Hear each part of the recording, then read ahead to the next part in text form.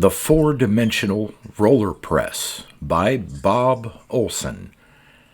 Originally published in the June 1927 issue of Amazing Stories magazine. Republished in two anthologies, Every Boy's Book of Science Fiction in 1951 and The Best of Amazing Stories, the 1927 anthology, in 2015. Read by Darrell T. Smith II for my channel, Quasar Spectra. The Four-Dimensional Roller Press. Acting on the suggestion of my attorney, I am writing a complete account of all I know concerning the unparalleled disappearance of William James Seidelberg. Though his childhood and early education have an important bearing on the case, it is hardly necessary for me to remind anyone who has kept up with modern periodicals that he was the son of a well-known professor of psychology, and that his early training was carried on in accordance with certain revolutionary and original theories. The success of these experiments was attested by the fact that he entered Harvard University at the age of 11, and when he was only a boy of 13, delivered before a body of eminent mathematicians a scholarly lecture on the fourth dimension. My acquaintance with young Seidelberg began about a year after the mathematical lecture which brought him so much newspaper fame.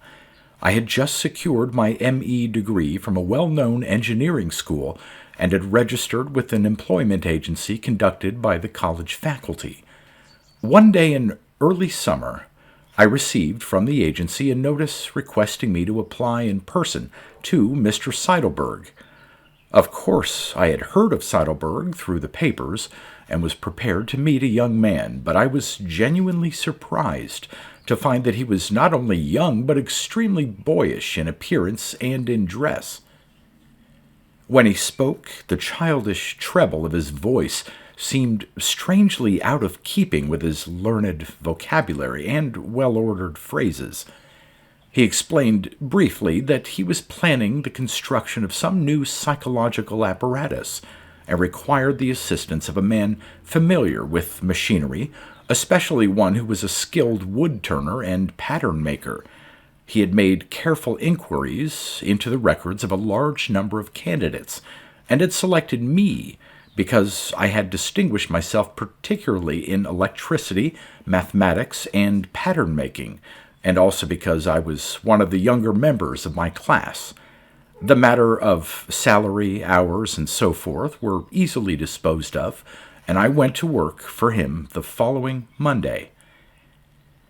His father owned a residence in Brookline, Massachusetts, with grounds covering several acres. In a remote corner of the estate, at some distance from the house, stood the building which young Seidelberg used as his private workshop. It was remarkably well equipped, with an electric switchboard giving a large range of currents, both direct and alternating, and at high and low voltage. There were lathes and other machines for working in wood and metal, and everything was of the best and latest design. Seidelberg had already prepared a set of blueprints, and he put me to work turning out some of the parts. I found that his drawings called for several thousand pieces of maple turned out in the form of perfect spheres, about 6 inches in diameter. At my suggestion, he ordered these spheres from a firm which made a specialty of work of that sort, and this left me free to spend most of my time on the gear wheels and other metal parts of the machine. During all this time, I had absolutely no idea of the purpose or even the general outlines of the invention. My work had been confined to the individual parts, and all the assembling was done by Seidelberg himself. As soon as enough of the parts were ready, he began setting up the device, not inside the laboratory, but out of doors, in an open space adjoining the shop. He explained that for certain reasons it would work better in the open air, where it would be free from the restricting influence of the ceiling and the four walls. To protect it from occasional showers and from the more frequent prying eyes of inquisitive neighbors, he erected a flimsy awning and 2 screens of canvas.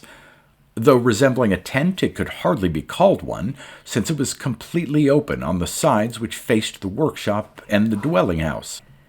It was connected electrically with the laboratory and had 4 powerful arc lights for use in case he wished to work at night, which, by the way, was very seldom. Judging that he had good reasons for his strict observance of secrecy concerning the purpose of his invention, I discreetly forbore asking any questions pertaining to this subject. The information, when it finally came, was entirely voluntary on his part. We had been working for about 3 months, and the machine had at last assumed tangible shape when he called me from my work one day and asked me to come and inspect the device. "I suppose you wonder what it's for," he suggested. I admitted that the mystery of its purpose had given me some concern. "Well, I suppose it's time I told you all about it. I'll need your help to operate it, and you may as well begin now to study the principles underlying the contrivance. I'm going to call this a 4-dimensional roller press. As the name implies, it is a device for compressing or expanding the amount of an object's 4th dimension." Then he gave me a very scholarly and detailed account of the inception of his idea and the theories which he had formulated and was now trying to prove. He first showed me a clipping from a magazine article giving a review of a paper by Mr. A. G. Blake, Fellow of the Royal Astronomical Society of London. The theory propounded by Mr. Blake is that the density of an object may be regarded as its extension in a 4th dimension. I have taken the liberty of quoting a few passages directly from the article, expressed in Mr. Blake's own words. "Our ideas of the dimensions of a body are largely derived from the circumstances in which these dimensions may undergo variation. Thus we speak of a piece of paper as being of 2 dimensions because of the greater difficulty of changing its thickness compared with the difficulty of changing its length and breadth. In Flatland, a hypothetical region where only motion confined to 2 dimensions is possible, it is quite conceivable, nay, it is a necessary assumption, if we are to allow the possibility of concrete bodies in it, that the bodies should have a certain thickness in a 3rd dimension, which would be invariable in individual bodies, but not necessarily uniform among different bodies. Thus, the sum total thickness of bodies in Flatland would be fixed and invariable. To the inhabitants who would be incapable of realizing thickness, this would result in the conservation of some physical attribute peculiar to bodies of 2-dimensional space. In seeking evidence of a 4th dimension, we must draw our inference from the conservation of some physical attribute peculiar to 3-dimensional space. The most obvious, indeed the only one, is the conservation of mass. In our 3-dimensional universe, every body has a thickness in a 4th dimension, which is variable in different bodies but invariable in the same body, and that thickness is the body's density. Though we cannot directly change the extent of a body in its 4th dimension, we can do so indirectly by taking advantage of the principle of the conservation of mass and compressing the body in 3 dimensions. This always increases its density. The 2-dimensional equivalent to this is that in 2 space it is impossible to alter the 3rd dimension, yet by compressing it in 2 dimensions, the 3rd will be increased while the volume will remain constant. Though rather technical, this sounded perfectly consistent to me, but in order to be sure of my complete comprehension, young Seidelberg elucidated, amplified, and illustrated the discussion of the subject of hyperspace somewhat as follows. Suppose we start with a point and move it a unit distance, say a foot, in any definite direction. This is exactly what we do when we draw a line with the point of a lead pencil. The line which results is an object of one dimension, which is length. If, however, we move our line at right angles to itself for any distance, a plane having two dimensions, length and width, is generated. For instance, if I draw out this curtain, which looks like a mere stick or line, a flat surface or plane is formed. Now, if our plane is moved at right angles to both its dimensions, a three-dimensional solid or cube is produced. We might illustrate this by the opening of an opera hat or Japanese lantern. Let us continue the process one step further, moving our solid cube its own length at right angles to each of its three dimensions. Then we should have a four-dimensional unit, which mathematicians call a hypercube or tesseract. As you doubtless know, I have worked out the mathematical formulas of several other regular four-dimensional objects. To these I have given appropriate names such as polyhedrogons, sextacosahedrogons, and hecatonicosahedrogons. Here is another conception of a four-dimensioned object, based on the circle rather than the cube and on rotation rather than movement at right angles. Let us go back to our one-dimensional line and rotate it about a point midway between its extremities. What is formed? Clearly a circle which has extension in two dimensions. Next, we rotate our circle, a plane, about one of its diameters, a line, as an axis, and we get a three-dimensional solid. It may be a sphere. Now, the question arises, what will happen if we rotate our sphere about a plane which passes through its center? This would mean rotation through a fourth dimension, and a four-dimensional hypersphere would result. Can you not easily imagine such a thing? I confessed that I could not conceive of rotating a solid object about a plane and through a fourth dimension. Of course, he continued, such an idea is contrary to our common-sense notions, since we are constantly hedged about with three-dimensional objects and three-dimensional concepts. If we could actually move in a fourth dimension, many strange things would be possible. We could pass out of a locked cell without touching door, window, or wall.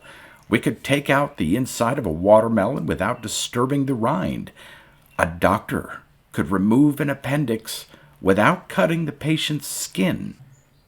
These things sound like miracles, but after all, what are miracles but phenomena which, on account of our ignorance, we cannot explain? The submarine and the airplane would have been miracles to our great-grandfathers, and what are these inventions but the first feebly successful steps in man's efforts to conquer the third dimension? It wasn't so long ago that man was like the restricted inhabitants of Mr. Blake's imaginary flatlands, confined to the two-dimensional surface of the land or ocean. Subways, elevated railroads, mines, and skyscrapers are other examples of man's efforts to branch out in a third dimension. When our conquests of the air and of the submarine and subterranean regions are complete, the next step will be that of wresting from nature the secrets of the fourth dimension. Evidence of the existence of such a dimension are abundant in nature. Tacks, for example, the left and right symmetry of almost any natural object, such as the human body, for instance. Just as the two halves of a symmetrical two-dimensional object, such as a leaf, will fit if folded over along the line of the midrib through the third dimension, so the human body, if rotated on a plane through a fourth dimension, would fit part on part.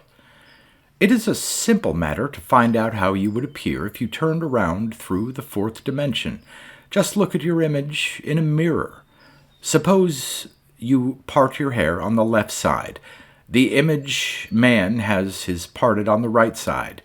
Hold out your right hand as if to shake hands with your image. The looking-glass man extends his left hand. Your bands are directly opposite each other instead of being crossed in front, as they would be if you shook hands with a real person. Now, to return to Mr. Blake's theories. Suppose I cut a circle out of paper. Since its thickness is practically zero, we may consider this a two-dimensional object. But if I pile several thousand of these disks of paper, one on top of the other, a solid with a definite thickness is formed. This cylindrical rolling pin which I have in my hand was actually made that way. Mr. Blake calls attention to the familiar fact that compressing an object in 3 dimensions increases its density. This is exactly what would happen if density were a 4th dimension. My idea is to reverse the process. By applying pressure to an object in the direction of its 4th dimension, its 4th dimensional extension will be diminished, and all its other dimensions will be increased.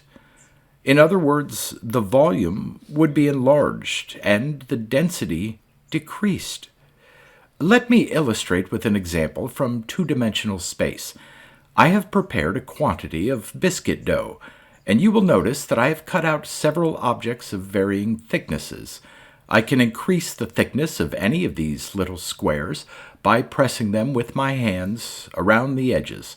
If I apply pressure from above by means of this rolling pin, the thickness is greatly lessened, but a corresponding increase in the length and width has taken place. Here is a 2-dimensional man, which I cut out with a form such as our grandmothers used for making gingerbread men. If I roll him out flat, he still retains the same general form, but he is expanded in his 2-dimensional world, while his 3rd dimension has been diminished. If an ordinary human body were compressed in the direction of a 4th dimension, his volume would increase and his density decrease. This would greatly lessen the labor of walking, would make it as easy for a person to float on fresh water as on the waters of the Great Salt Lake, and might realize the dreams of Darius Green, who, you remember, tried to fly by means of wings propelled by his own muscles. Of course, in order to produce pressure in a 4th dimension, it is necessary to have a 4-dimensional object. This I have succeeded in accomplishing with the aid of my mathematical formulas, just as I built up a 3-dimensional cylinder by piling together a large number of circles. So I have constructed a hypercylinder, or 4-dimensional roller, by joining together a large number of spheres. He then called my attention to certain parts of the mechanism which had interested me particularly, since they were the most distinctive features of the machine. I can think of no better way of describing one of these 4-dimensional rollers than by comparing it to a cluster of toy balloons, a bunch of grapes, or a blackberry. Of course, it was more regular in shape than either of these objects, and was composed of the 6-inch spheres which I have mentioned before. Thus Seidelberg continued, "Just as a solid is bounded by surfaces, so a 4-dimensional object is bounded by solids. Bear in mind that in grouping these spheres together, they cannot be placed side by side, one in front of the other or on top of the other, as any one of these methods of joining would simply be extending the object in one of its 3 dimensions. They cannot be arranged next to each other, but must be put through each other or around each other. It doesn't matter much which way you look at it, but perhaps the term around is easier to comprehend than through." The rollers were 8 in number and were arranged in the form of an octagon surrounding an open space about 6 feet across. That is, the space looked open. The youthful inventor explained that owing to a considerable but invisible extension of each of the rollers in the 4th dimension, The space was really full, except for a very small aperture to admit the object to be compressed. At his suggestion, I tried to thrust my hand through this space, which, as far as visible evidence was concerned, was totally vacant. Much to my astonishment, my hand encountered something palpably hard and solid, nor could I force my arm through the 6-foot opening. By an ingenious arrangement of gears operated by a powerful electric motor, the 8 rollers could be made to rotate in unison. The amount of opening between them could be adjusted within a fraction of a centimeter by means of a very accurate micrometer screw turned by a wheel about the size of the steering wheel of an automobile. This wheel could either be operated by hand or, if any especially large force were desired, could be put in gear with the electric motor by the simple expedient of throwing over a handle very much like the controller of a trolley car. Having thus explained the theoretical and mechanical principles underlying his invention, Seidelberg proceeded to test it. I could see that he was very nervous and excited when the final moment arrived which would determine whether he had wasted an enormous amount of money and labor or had made a revolutionary discovery. The first object run through the press was a cylinder of steel about 2 feet long and 3 inches in diameter. It was a waste piece sawn from a longer bar which had formed one of the shafts of the machine. He placed it on the table in front of the rollers, adjusted it so that it came exactly in the center of the octagon, and directed me to throw the switch. With the jerky motion of a mechanism operated for the first time, the rollers began to rotate. As he pushed the cylinder forward, it seemed to be caught by invisible claws and sucked slowly into the open space. Seidelberg darted around to the other side and breathlessly waited for it to emerge. A cry of joy escaped his trembling lips. "Eureka! It works!" And he seized the piece of metal and held it out for me to inspect. It had expanded to more than twice its original size, but, except for the apparent decrease in density, still preserved the appearance of steel. "Think what this will mean to the construction of airplanes, or any other machinery for that matter," Seidelberg enthused. "It will be an easy matter to make steel which is lighter than aluminum." "But will it have the same strength, volume for volume?" "Probably not. That we can easily determine by making the usual tests, but if my theories are correct, it will be possible to make an enormous decrease in the weight with only a slight diminution in strength. Now I'm going to see what will happen if I press it to the limit." He started the machine once more, and as soon as the rollers had taken hold on the steel rod, he threw over the controller handle, thus starting the mechanism which pressed the rollers together with great force. The severe strain which this put on the machine was shown by the ripping, grinding noise which it emitted. The result was probably anticipated by Seidelberg, but to me it was a considerable surprise to see the solid chunk of metal swell up like an enormous toy balloon and go sailing away into space, carrying with it the canvas awning which covered our outdoor machine shop. "That illustrates another possibility," exulted the inventor. "Think of a dirigible balloon made of solid steel.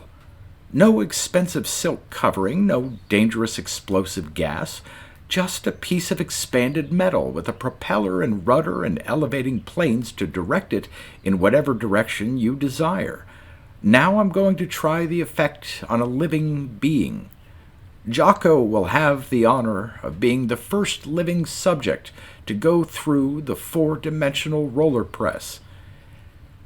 Jocko was the name of Seidelberg's pet monkey, a very droll creature which he kept chained to one of the poles of his outdoor laboratory. I had always regarded its presence as but one of the many indications of Seidelberg's natural boyishness, and the idea that he was contemplating using it to experiment upon had never entered my mind. After carefully adjusting the machine, the young inventor picked up the baboon, I should judge that it weighed about 50 pounds, and placed it on the platform in front of the machine. He had some difficulty in forcing the animal's head between the rollers, but I have no doubt that it would have been much harder had not Jocko become accustomed to the appearance and noise of moving machinery.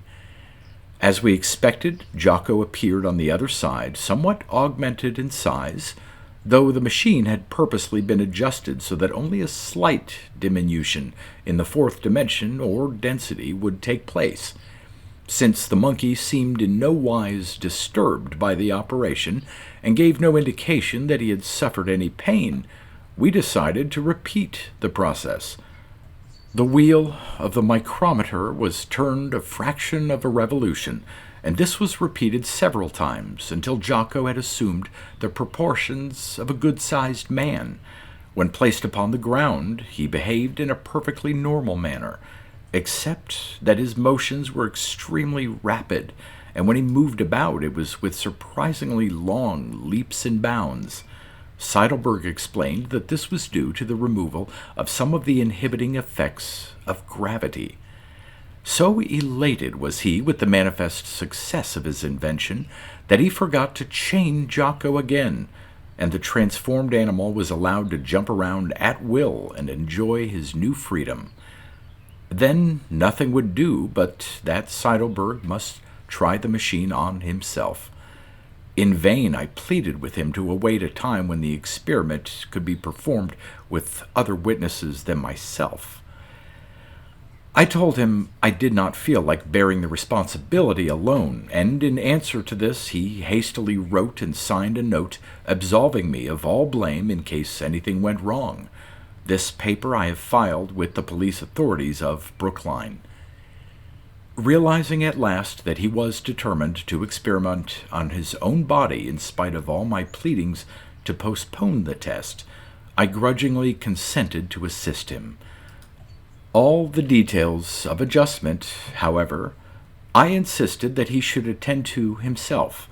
I merely waited until he had taken his position on the platform, and when he gave the word, threw in the switch. The effect on Seidelberg was very much like that produced on the monkey the first time it went through the press, namely a slight increase in bulk. I believe I hinted before that he was rather small in stature. His original height was about 5 feet and 4 inches, and he couldn't have weighed much more than 100 pounds. After passing through the machine, however, his height was approximately 5 feet and 8 inches, and one would have estimated his weight to be about 150 pounds. This, though, was deceptive, for his weight couldn't have changed. "How do you feel?" was my first question. "Fine. When I was going through, I had a kind of puffy sensation, such as you have when you fill your lungs with a deep breath. But that's gone now, and I feel perfectly normal, except that it seems much easier to move." To illustrate this, he ran out on the tennis court, which was close by, propelling himself with enormous bounds, and jumped over the net. He cleared it by fully 3 feet. He could have easily broken the world's record for the high jump. "I've always wanted to be a big man," he cried, "and now I can be as big as I wish. I believe I'll go through once more." Again I begged him to wait, but with as little success as before. He gave the micrometer wheel an almost imperceptible twist and stretched himself out on the platform. I turned on the current, and the rollers began to revolve. So intent was I on watching Seidelberg as his head slowly entered the jaws of the marvelous machine that I had not noticed the return of Jocko. My first warning of danger was a harsh, grating, gripping sound, exactly like that emitted by the machine the last time the steel rod went through it. I turned to the switchboard and was horrified to see Jocko clinging to the handle of the controller, which, doubtless in imitation of his master, he had just pulled down. Seidelberg's shoulders and chest were just emerging from between the rollers. They were swollen to enormous proportion. From his mouth escaped a shrill cry like that of a wounded fowl, and words, thin, quivering, and very far away, pierced my terror-stricken brain. "Turn off the power, for God's sake!" I dashed to the switchboard. Jocko evidently mistook my sudden action as directed against him, for he bared his teeth and leaped upon me. It was not difficult to move him from side to side, for he was very light, but his strength was enormous. He wrapped his long arms and legs around me and held me powerless. But desperation gave me the strength of a madman, and I finally wrenched an arm free, grasped a block of wood, and gave the ape a stunning blow on the head. He broke away from me and with stupendous bounds leaped out of sight. By this time the rollers had passed over Seidelberg's torso and thighs and were about even with his knees. His body was bloated to the size of a large balloon, and it seemed almost about to lift the machine, which was already rocking on its foundations. Just as I pulled out the switch which stopped the motion of the rollers, a sudden gust of wind caught the swollen body and added just enough force to wrench the press clear of the ground.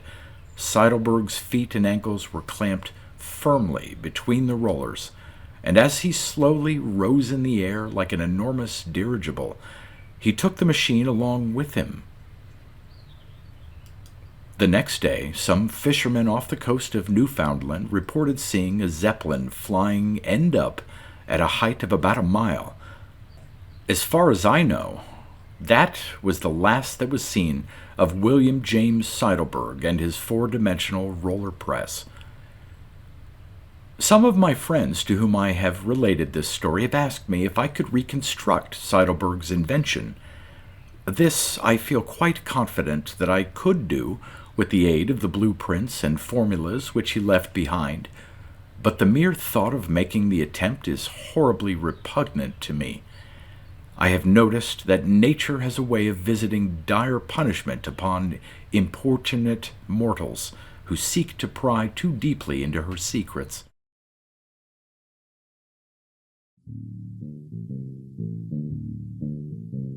You've been listening to pre-1990s speculative fiction readings with a highlight on science fiction by Darrell T. Smith II. Please consider clicking the donation link in the description box. Thank you so much for your time and your imagination.